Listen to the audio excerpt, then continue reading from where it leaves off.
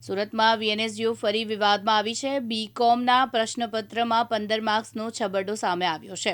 BCom semester 3ના ભારતીય જ્ઞાન પરંપરા વિષયના પ્રશ્નપત્રમાં છબરડો સામે આવ્યો છે. 15 જેટલા પ્રશ્નપત્ર અભ્યાસની બહાર પૂછાયા હોવાની ઘટના બની છે. પરીક્ષા વિભાગની ગંભીર બેદરકારીના કારણે 15,000 વિદ્યાર્થીઓ મુશ્કેલીમાં મુકાયા છે. વિવિધ કોલેજના વિદ્યાર્થીઓની ફરિયાદ કોલેજો દ્વારા રિપોર્ટ તૈયાર કરાયો છે, જે રિપોર્ટ તૈયાર કરી વીએનએસયુને મોકલી અપાયો છે. વીએનએસયુ દ્વારા ઘટનાને ગંભીરતા લઈ તપાસ કમિટીની રચના કરવામાં આવી છે. તપાસ કમિટીના રિપોર્ટ બાદ આગળની કાર્યવાહી વીએનએસયુ તરફથી કરવામાં આવશે.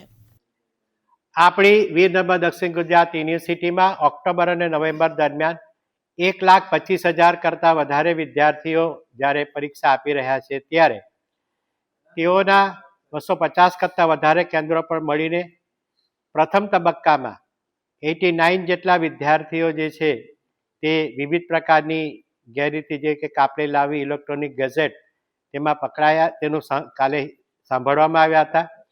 આ દરમિયાન તેઓ મનોવૈજ્ઞાનિક રીતે નિરાશ થતા હોય છે, એટલે ધ્યાનમાં રાખીને તેઓને ભારત રાષ્ટ્રનું ઘરેણું એવું ભગવદ્ ગીતા દરેકને આપવામાં આવશે.